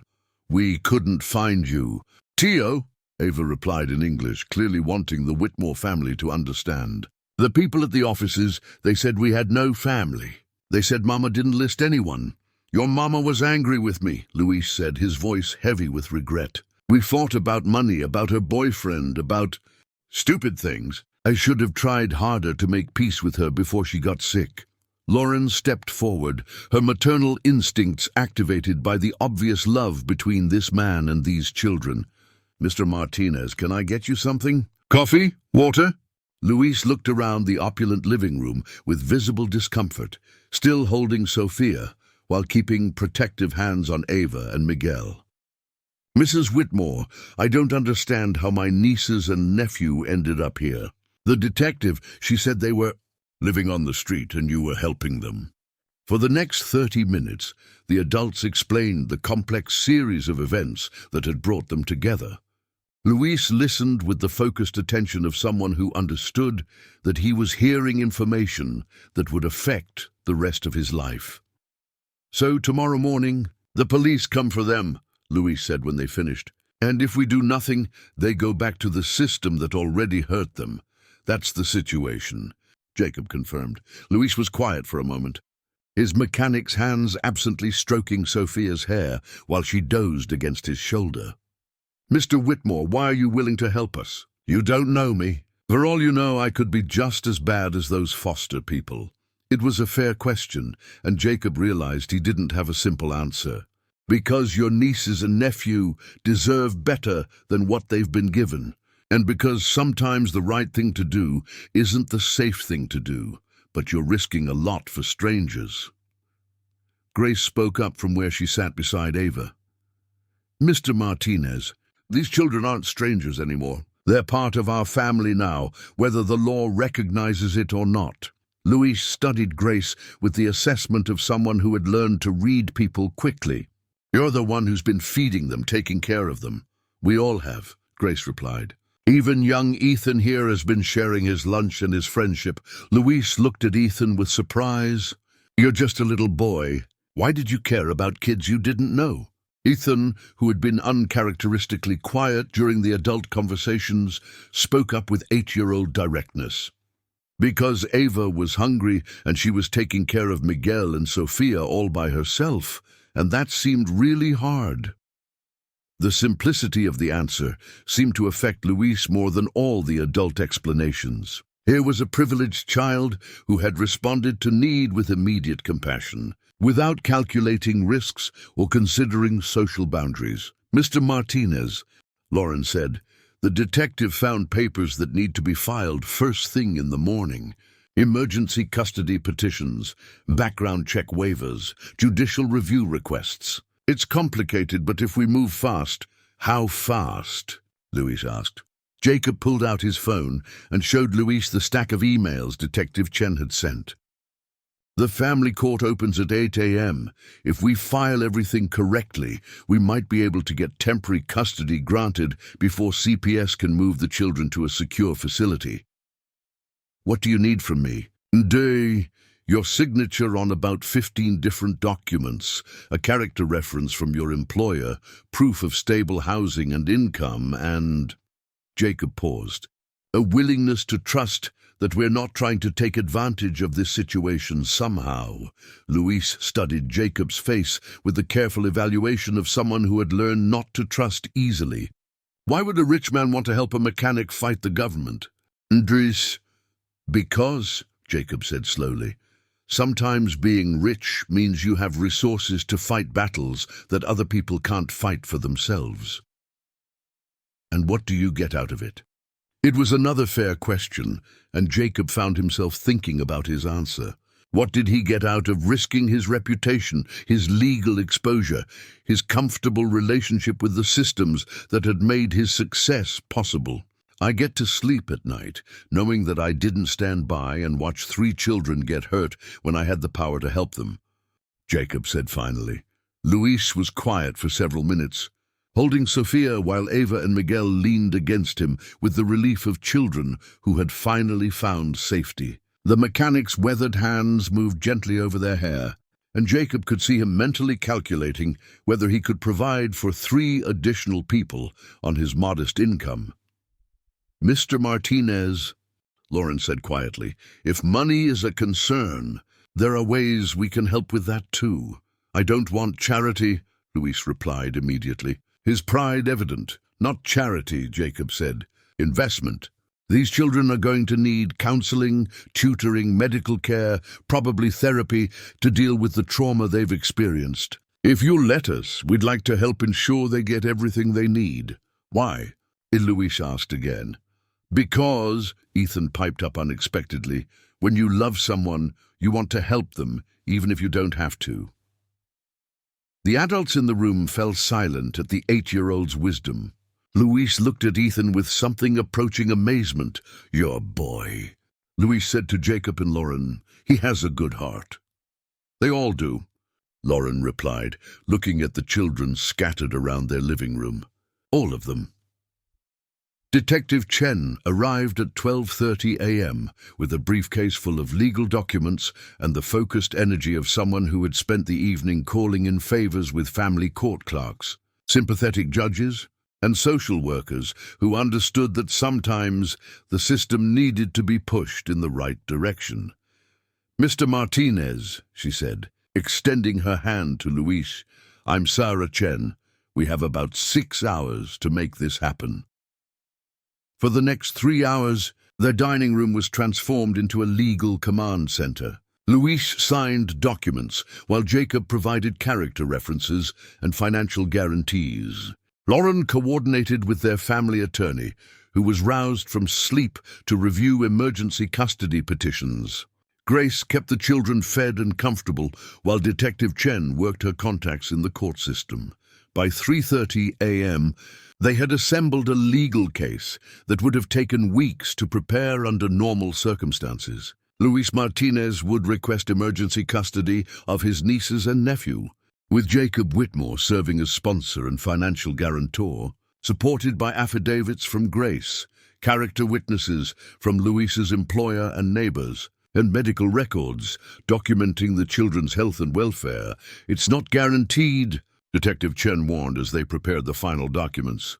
Family court judges are conservative about disrupting established procedures. But given the documented problems with the Henderson foster family and the children's obvious attachment to their uncle. What are our odds? Jacob asked. 50-50, maybe better if we get Judge Rodriguez. She's got 3 kids of her own and doesn't have much patience for bureaucratic failures that hurt children. As dawn approached, Jacob stood at his living room windows, watching the city wake up below. In a few hours, his comfortable life would be forever changed, regardless of how the court ruled. He had crossed a line from which there was no return, choosing to actively challenge systems he had previously supported and benefited from. Having second thoughts? Lauren asked, joining him at the window. About helping them? No, about what this means for us. Every second. Lauren slipped her hand into his, and Jacob was surprised by the firmness of her grip. Jacob, I've spent years organizing charity galas and writing checks to causes that made me feel good about myself. But I've never actually helped anyone the way we're helping these children. It's terrifying and messy and complicated, but she paused, watching Ethan sleep on the sofa beside his new friends. But it's the first time in a long time that I feel like what we're doing actually matters. At 6 a.m., Detective Chen received a call that changed everything. Detective Chen's face went pale as she listened to the voice on the other end of her phone. Jacob watched her expression shift from professional concentration to genuine alarm, her free hand unconsciously moving to her service weapon, a gesture that made his blood run cold. When did this happen? She asked tersely. How many are involved? I understand. Yes, we're secure here. No, don't move until I give you the all clear. She ended the call and turned to face the room full of anxious adults and sleeping children. Luis Martinez was holding Sofia, who had finally fallen asleep around 4 a.m., while Ava and Miguel dozed against their uncle's shoulders. Grace sat nearby, maintaining her protective vigil, while Lauren paced nervously, and Jacob tried to read Detective Chen's expression. What's happened? Jacob asked, though he dreaded the answer. The CPS sweep this morning uncovered more than just an empty homeless camp, Detective Chen said quietly, her voice carefully modulated to avoid waking the children. They found evidence of a human trafficking operation using homeless kids as runners for drug distribution. The words hit Jacob like a physical blow. Trafficking. But the Henderson foster family was part of it. They were taking in kids from the system and using them to transport drugs between distribution points. Kids nobody would miss, kids whose disappearances wouldn't trigger major investigations. Detective Chen's professional composure cracked slightly. These children weren't just escaping abuse, they were escaping something much worse. Lauren sank into a chair, her face ashen. Dear God. It gets worse, Detective Chen continued. When CPS couldn't find Ava, Miguel, and Sofia at the homeless camp, they started investigating how 3 missing children had managed to evade discovery for so long. They pulled surveillance footage from businesses near the vacant lot. Jacob's stomach dropped. They have footage of us. They have footage of Grace and Ethan visiting the park. They have footage of you conducting surveillance.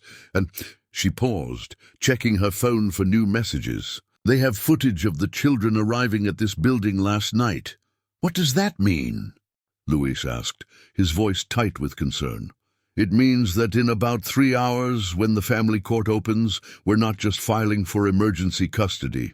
We're potentially being investigated for harboring fugitive witnesses in a federal trafficking case. The room fell silent, except for the soft breathing of the sleeping children. Jacob realized that his decision to help had inadvertently placed his family at the center of something far more dangerous than bureaucratic red tape. Detective Chen, Lauren said carefully, what are our options? Legally, we cooperate fully with the federal investigation, turn the children over to protective custody, and hope that the trafficking case provides enough evidence to keep them safe from the people who were exploiting them. And realistically, Jacob asked, realistically, these kids become star witnesses in a federal case that could take years to resolve. They'll be in protective custody until the trials are over, separated from their uncle, probably relocated for their safety. Detective Chen looked at the sleeping children with obvious pain. They'll be safe, but they'll still be in the system. Ava stirred at the sound of voices, her 11-year-old instincts alerting her to tension even in sleep. She opened her eyes and immediately assessed the room, her gaze moving from face to face with the wariness of someone who had learned to read adult emotions for signs of danger. "What's wrong?" she asked quietly. Jacob looked at this remarkable child who had protected her siblings while navigating dangers that most adults couldn't imagine, and realized that she deserved the truth. "Ava, the police found out about the bad people who were hurting kids in foster care. The people you were trying to protect Miguel and Sophia from." Ava's face went very still. "Are they coming for us?" "Not the bad people," Grace said gently. "The good police who want to stop the bad people. But they need to ask you questions about what you saw and what happened to you." "Will they separate us again?" Ava asked, the question that clearly terrified her most. Luis tightened his protective hold on his nieces and nephew. "Mija, I won't let anyone separate you. Whatever happens, we stay together." Detective Chen's phone buzzed with another message. She read it quickly, her expression growing more concerned. "What now?" Jacob asked. "The federal agents want to interview everyone who had contact with the children. They're particularly interested in how a wealthy family became involved in harboring runaway witnesses." She looked at Jacob with obvious worry. "They're suggesting that there might be more to this story than simple charity."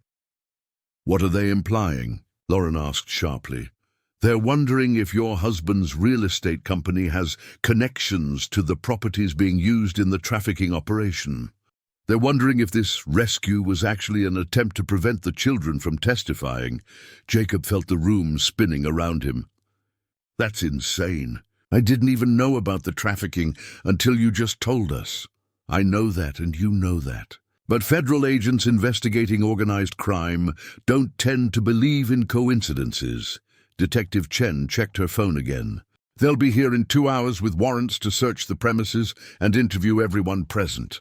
"Including the children?" Grace asked, her protective instincts flaring. "Including the children." Ava was now fully awake, and her sharp intelligence had clearly processed the implications of the adult conversation. "Mr. Jacob, are we going to get you in trouble?" The question, asked with such genuine concern by a child who had every reason to think only of her own safety, broke something inside Jacob's chest. "Ava, you're not getting anyone in trouble. The people who hurt you are the ones in trouble. But if the police think you were helping the bad people..." Ava's voice trailed off as she considered. "Possibilities that no 11-year-old should have to contemplate." Luis stood up carefully, still holding Sophia, his face set with determination. "Mr. Whitmore, Mrs. Whitmore, you've done more for my family than anyone had a right to ask. But I won't let you get hurt because you tried to help us." "What are you suggesting?" Jacob asked. "I take the kids and disappear, tonight, before the federal people get here." Luis's voice was steady, but Jacob could see the desperation in his eyes. "You tell them we were never here. You don't know anything about where we went." "Luis, no," Lauren said immediately. "If you run now, you'll look guilty, and those children will spend the rest of their lives looking over their shoulders. Better than spending them in protective custody while bad people try to hurt them for testifying." Grace spoke up quietly. "And what about the other children? If we don't stop these trafficking people, how many more kids will get hurt?" It was the question that cut to the heart of their moral dilemma. Protecting Ava, Miguel, and Sophia might mean allowing the system that had victimized them to continue victimizing others. "Ava," Jacob said, kneeling down to the girl's eye level, "I need to ask you something very serious. Did you ever see the foster parents doing anything with drugs or strange people coming and going?" Ava's young face showed the strain of remembering things she had tried to forget. "There were always people coming to the house at night, and Mr. Henderson made some of the older kids carry packages to different places around the city." "Did you ever carry packages?" "He tried to make me, but Ava's voice dropped to a whisper. "I told him I would scream and run away if he made me do it. That's when he put Miguel in the closet and said if I didn't cooperate, my brother would stay there." Luis made a sound like a wounded animal. Lauren covered her mouth with her hand, and Grace's eyes filled with tears. "That's when you decided to run?" Jacob asked gently. "That's when I knew we had to get away no matter what." Ava looked around the room at the adults who had become her unexpected allies. "But if I tell the police what I saw, and they catch the bad people, will other kids be safe?" "Yes," Detective Chen said firmly. "Your testimony could help put away people who have hurt dozens of children." Ava was quiet for a long moment, her 11-year-old mind grappling with adult decisions about justice and sacrifice. "If I help the police," she said finally, "and if Tio Luis can stay with us, and if Miguel and Sofia don't have to go back to bad people, then I'll tell them everything I remember." Jacob looked at this remarkable child and realized that she had just made a decision that would require more courage than most adults possessed. She was choosing to relive her trauma in order to protect other children she'd never met. "Ava," he said quietly, "you're one of the bravest people I've ever known." Detective Chen was typing rapidly on her phone. "I'm contacting the federal agents. If we cooperate fully, and Ava agrees to testify, they might be willing to work with us on the custody arrangement." "What does that mean?" Luis asked. "It means," Jacob said, understanding the implications, "that instead of being suspects, we become witnesses. Instead of being investigated, we become partners in bringing down the people who hurt these children." But even as he spoke, Jacob realized that this decision would put his family at the center of a federal investigation that could take years to resolve. They were about to become the kind of people who lived with U.S. Marshals on speed dial and federal agents as regular visitors. Everything was about to change, and there was no going back. The federal agents arrived at 8:15 a.m. with the overwhelming efficiency of a military operation. Special Agent Maria Santos, a woman in her 40s with steel-gray hair and the bearing of someone accustomed to authority, led a team of 6 agents who transformed Jacob's penthouse into a temporary command center within minutes. Laptops appeared on dining room tables. Recording equipment materialized in the living room, and suddenly their home felt like the set of a crime drama. "Mr. Whitmore," Agent Santos said, her handshake firm and her dark eyes assessing, "I understand you've been harboring 3 children who are potential witnesses in a federal trafficking investigation." "We've been protecting 3 children who came to us for help," Jacob corrected carefully, aware that every word was now part of an official record. Protecting them from what specifically? From a system that had already failed them once and was about to fail them again. Agent Santos studied Jacob with the analytical gaze of someone trained to detect deception. "Mr. Whitmore, in the past 48 hours, we've uncovered evidence of a trafficking operation that spans 3 states and involves at least 14 children. The Henderson Foster family was processing kids through their home like a factory, using them as drug runners, and worse. These 3 children you've been protecting are the only witnesses who can testify about the operational details of that network." Jacob felt the weight of that responsibility settling on his shoulders. "What do you need from us?" "Complete cooperation. Full disclosure of everything you know about these children's experiences, and—" Agent Santos paused, checking her notes. "A willingness to serve as custodial sponsors during the investigation and trial process." "What does that mean?" Lauren asked, entering the conversation with the precision she brought to legal discussions at her charity work. "It means that instead of placing the children in protective custody, we allow them to remain with their uncle under your sponsorship and protection. You become responsible for their safety, their court appearances, and ensuring they remain available for testimony." Luis stepped forward, his work clothes looking even more out of place among the federal agents in their dark suits. "Agent Santos, I can take care of my nieces and nephew. I don't need rich people to sponsor us." Agent Santos looked at Luis with something approaching sympathy. "Mr. Martinez, The people your family is testifying against have resources and connections that extend far beyond what you've dealt with before. They've already demonstrated a willingness to use children as expendable assets. If these kids are going to testify and remain safe, they need protection that goes beyond what one person can provide. What kind of protection? Grace asked, her Irish accent more pronounced under stress. Safe house locations, federal security details, witness relocation if necessary. Agent Santos's expression was grim. Mr. Martinez, your nieces and nephew didn't just escape from an abusive foster home. They escaped from people who have killed witnesses before.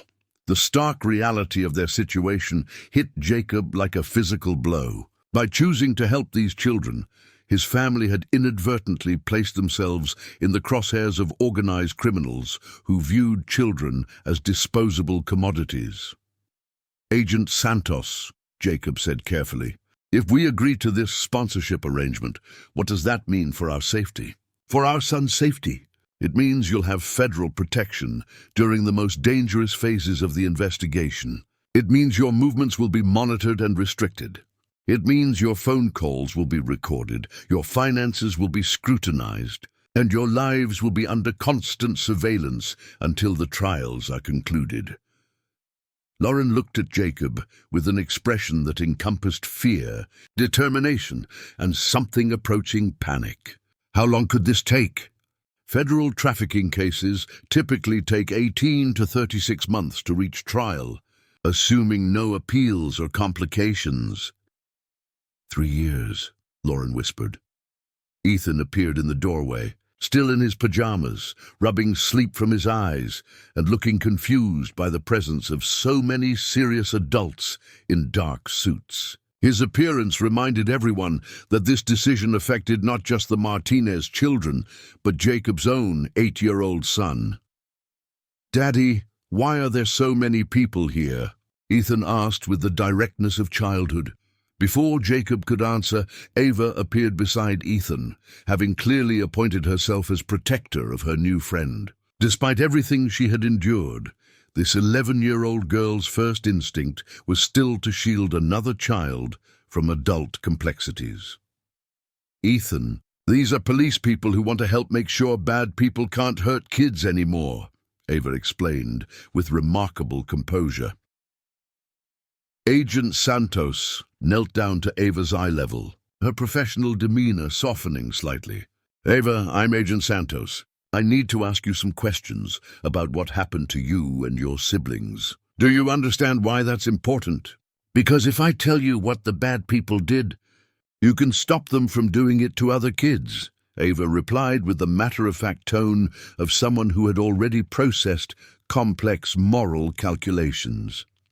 "That's exactly right. But I need you to understand that the people we're trying to stop are very dangerous. If you help us, you and your family will need protection for a long time." Ava looked around the room at the adults whose lives had become entangled with hers through circumstances none of them could have anticipated. "Will Miguel and Sophia be safe?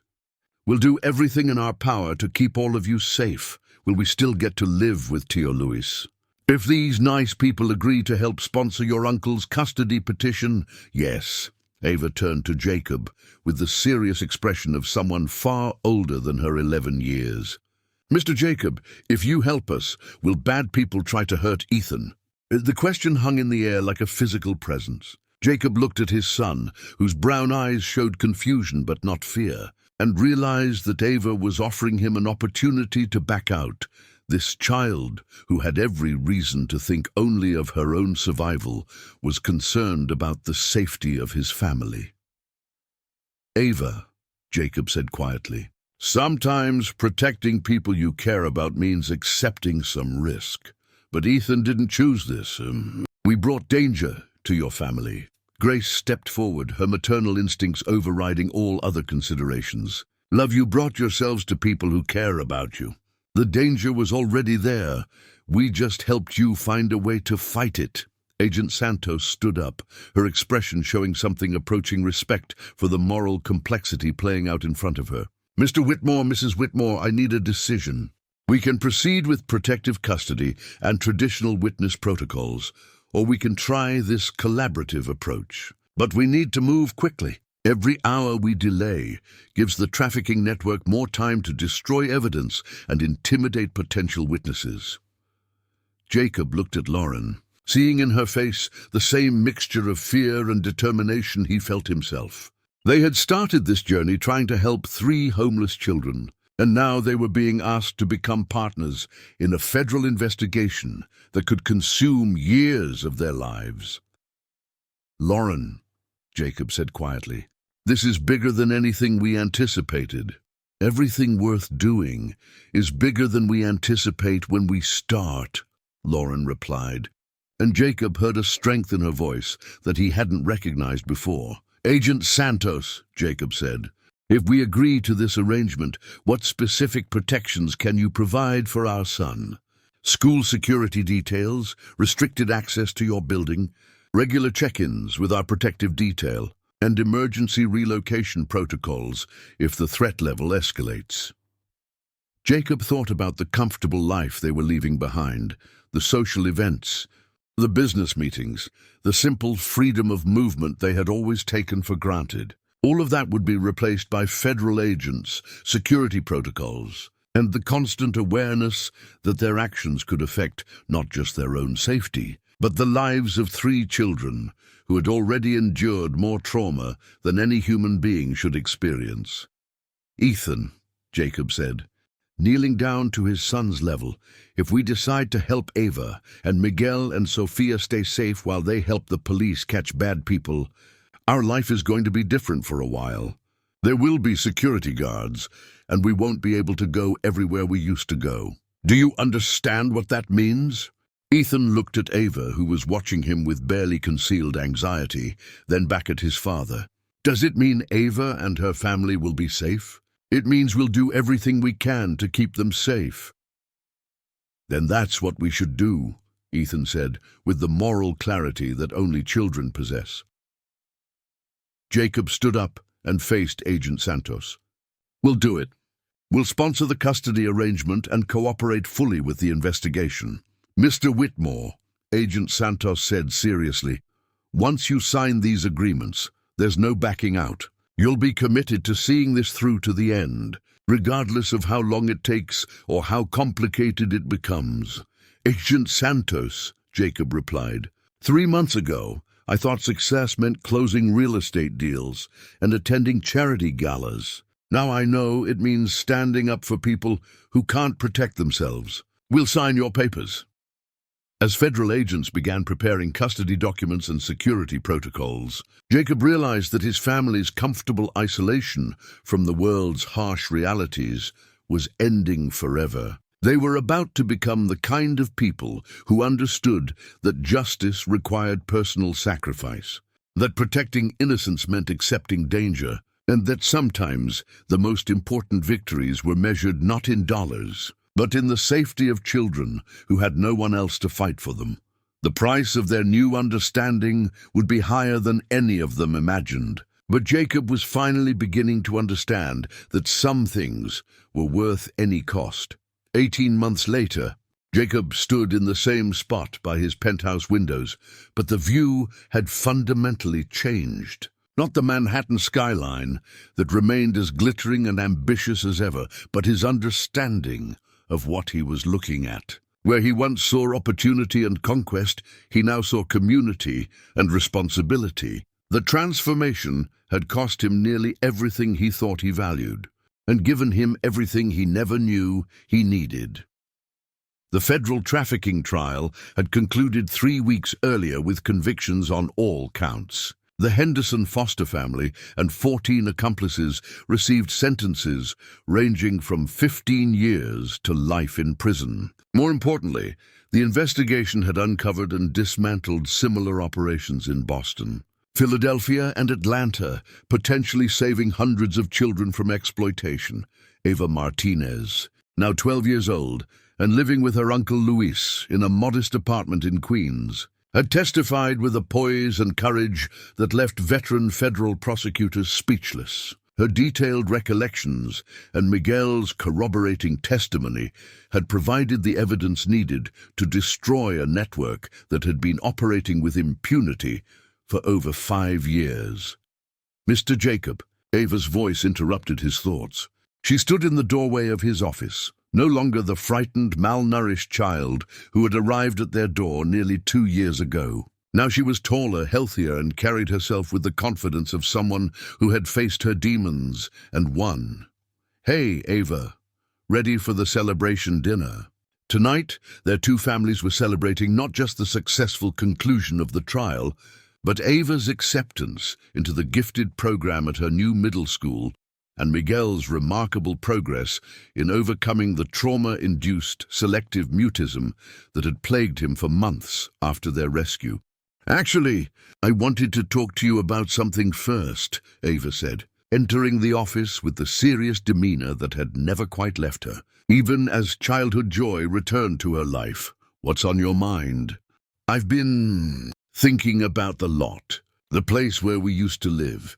Ava sat down in the chair across from Jacob's desk, her expression thoughtful. "Luis told me that you never built those fancy apartments there." Jacob smiled at the understatement. Canceling the luxury development project had cost Whitmore Development Corporation over $50 million in projected profits and had required him to liquidate several other properties to cover the financial obligations. The decision had forced him to downsize his company significantly and had ended his aspirations for Boston expansion. "No, we didn't build the apartments." "Why not?" "Luis said you could have made a lot of money." Jacob considered how to explain complex decisions about guilt, responsibility, and moral awakening to a 12-year-old girl who had already demonstrated wisdom beyond her years.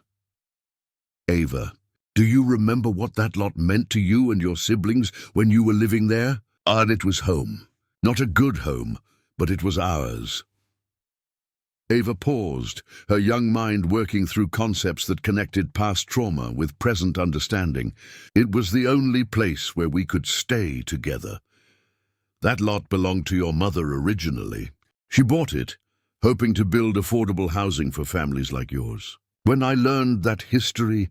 Jacob stopped, realizing he was still processing his own motivations. "It felt wrong to build luxury condos on land where your family had dreamed of creating homes for people who needed them. So what are you going to do with it?" "Actually, I wanted to talk to you and Luis about that. I've been working with some community organizations about turning it into a children's advocacy center, a place where kids who are going through what you went through can get help, counseling, legal support." Ava's eyes widened with surprise. "You want to build that? For kids like us?" "For kids like you were. Kids like you are now. Kids who need adults to fight for them, the way you fought for Miguel and Sophia. Would I get to help? I mean, could I talk to kids who are scared about testifying or going to court?" Jacob felt his throat tighten with emotion. This remarkable girl, who had every reason to want to forget her traumatic experiences, was volunteering to help other children navigate similar ordeals. "Ava, if you want to help, we would be honored to have you involved." The dinner that evening took place not in their formal dining room, but in Luis Martinez's modest apartment in Queens. The contrast with their penthouse couldn't have been more dramatic. Vinyl flooring instead of marble, folding chairs instead of designer furniture, a kitchen table purchased at a discount store rather than an antique auction. But Jacob had never felt more at home anywhere in his life. Miguel, now 7 and thriving in 2nd grade, chattered excitedly about his soccer team while helping Sophia, now 5, color in a book about butterflies. The little girl, who had once been too frightened to speak above a whisper, now laughed with the uninhibited joy of a child who had learned to trust in safety. "Tio Luis made empanadas," Sophia announced, with the pride of someone sharing precious treasures. Luis emerged from the kitchen carrying a platter of homemade empanadas. his face beaming with the satisfaction of feeding people he loved. The mechanic who had once felt overwhelmed by the prospect of caring for 3 traumatized children had blossomed into a devoted father figure whose patient love had helped heal wounds that no court victory could address. "Luis, these smell incredible," Lauren said, accepting a plate with genuine appreciation. Jacob's wife had undergone her own transformation during the trial ordeal. The woman who had once organized charity galas from a comfortable distance now volunteered directly with foster children and had become a powerful advocate for system reform. "My sister's recipe," Luis replied, his voice carrying the warmth of someone who no longer carried the burden of unresolved grief. "Carmen taught me to make them when we were kids before—" He paused, then smiled. "Before we got too proud to remember that family was more important than being right." Grace O'Sullivan, who had been quietly observing the family dynamics with the satisfaction of someone who had helped nurture healing, spoke up from her corner of the small living room. "Luis, you've done something remarkable with these children. The progress they've made. We've all done something remarkable," Luis corrected gently. "None of us could have saved them alone." Ethan, now 10 years old and wise beyond his years, was sitting on the floor with Miguel and Sofia, helping them with a puzzle. Jacob's son had grown up faster than any parent would choose, but he had gained an understanding of justice, compassion, and moral courage that no amount of privilege could have provided. "Dad," Ethan said, looking up from the puzzle, "when the children's center opens, can I volunteer there too?" "If you want to, and if your schoolwork stays strong," Jacob replied. "I want to help kids like Ava did for Miguel and Sofia. I want to be someone who protects people who need protection." Jacob exchanged glances with Lauren, both recognizing that their son had internalized lessons about responsibility and service that would guide him for the rest of his life. As the evening wound down, Jacob found himself standing on Luis's small balcony, overlooking a Queens neighborhood that bore no resemblance to the rarefied world of Manhattan penthouses. The view was of modest apartment buildings, small businesses with signs in multiple languages, and streets where children played soccer between parked cars. "Mr. Jacob." Ava joined him on the balcony, wrapping herself in a sweater against the evening chill. "Just Jacob is fine. Ava, we're family now." "That's what I wanted to ask you about." Ava looked out over the neighborhood where she was building a new life. "Do you ever regret it? Helping us, I mean? All the trouble it caused for your company, and the security guards, and having to testify in court." Jacob considered the question seriously. He had lost millions of dollars, endured months of federal scrutiny, and watched his business empire shrink to a fraction of its former size. His social circle had largely abandoned him when he became associated with unpleasant legal proceedings. Many of his former business associates viewed his choices as a cautionary tale about the dangers of getting personally involved in social issues. "Ava, do you know what I did for work before I met you? You built fancy buildings for rich people." "That's right. And do you know what I do now? You help build places where kids can be safe, and you help families stay together, and you make sure kids have lawyers when they need them." "And which job do you think is more important?" Ava considered this with the thoughtfulness she brought to all significant questions. "The second one. But didn't you make more money with the first one?" Much more money. But Ava, money is just a tool. The question is what you use the tool for." Jacob smiled at this remarkable girl who continued to teach him about values he had forgotten he possessed. "Before I met you and your siblings, I was using that tool to build my own comfort. Now I use it to build other people's safety, and that makes you happier. It makes me proud of who I am, instead of just proud of what I own." Agent Santos appeared in the doorway to the balcony, her presence a reminder that even celebration came with security protocols. "Mr. Whitmore, Ava, we should probably wrap up soon. Tomorrow's a school day." Over the past 18 months, Agent Santos had become something approaching a family friend, watching over their extended household with professional competence and personal investment in their well-being. Agent Santos. Ava said, "Do you think there are other kids out there who need help like we did?" "Unfortunately, yes. But because of your courage in testifying, we now have better tools to find them and help them." "Good," Ava said with satisfaction, "because nobody should have to live like we did." As they prepared to leave Luis's apartment, Jacob realized that the small gathering represented something unprecedented in his life, a celebration that measured success not in financial returns or social status, but in the safety and happiness of people who had needed help. The ride back to Manhattan took them through neighborhoods that Jacob had driven through countless times without really seeing. Now he noticed the community centers that needed funding, the schools that required resources, the families who were one crisis away from the kind of desperation that had driven Ava to the streets. "Jacob," Lauren said as their car crossed the Queensboro Bridge, "I've been thinking about something." "What's that?" "The penthouse. It's beautiful, but it's also isolated. What would you think about selling it and finding something closer to the work we're doing now?" Jacob looked at his wife with surprise and growing admiration. "You want to give up the penthouse?" "I want to live somewhere that feels like home to the people we've become." 6 months later, the Whitmore family moved into a brownstone in Brooklyn, 3 blocks from Luis Martinez's apartment and 5 blocks from the construction site of the Carmen Martinez Children's Advocacy Center.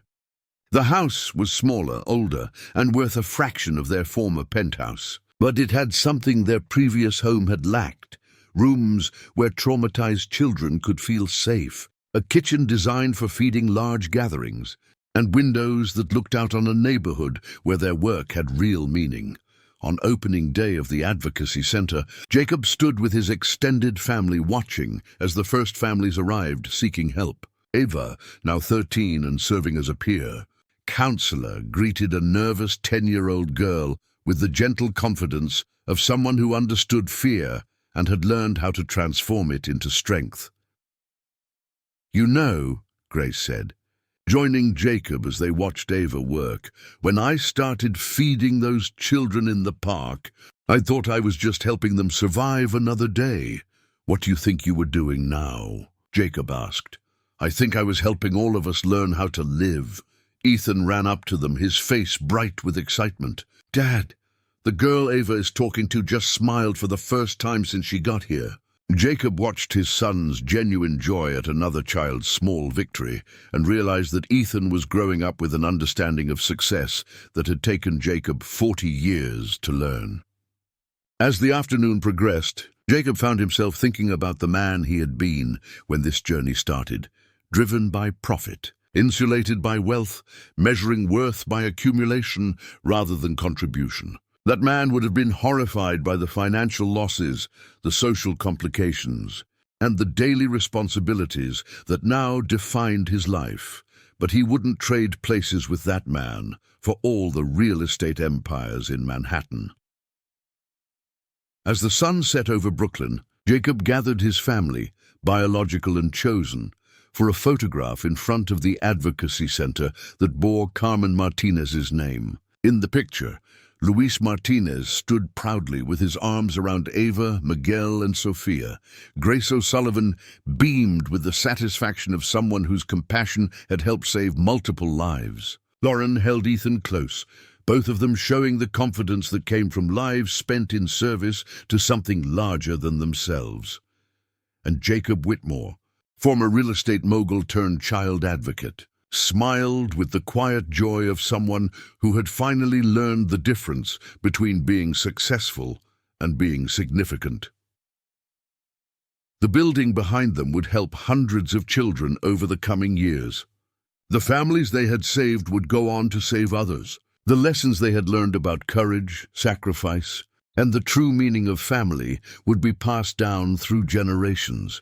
But perhaps most importantly, they had proven that ordinary people, when faced with extraordinary need, could choose to become the kind of heroes that stories are written about, not through wealth or power or privilege, but through the simple decision to stand up for those who couldn't protect themselves. Hit that like button, subscribe to the channel, turn on notifications, and if you watched until here, comment "I watched until here" and leave your opinion about this story. Oh, and don't forget to watch the next video that appears on the end screen. It's going to be very exciting for you.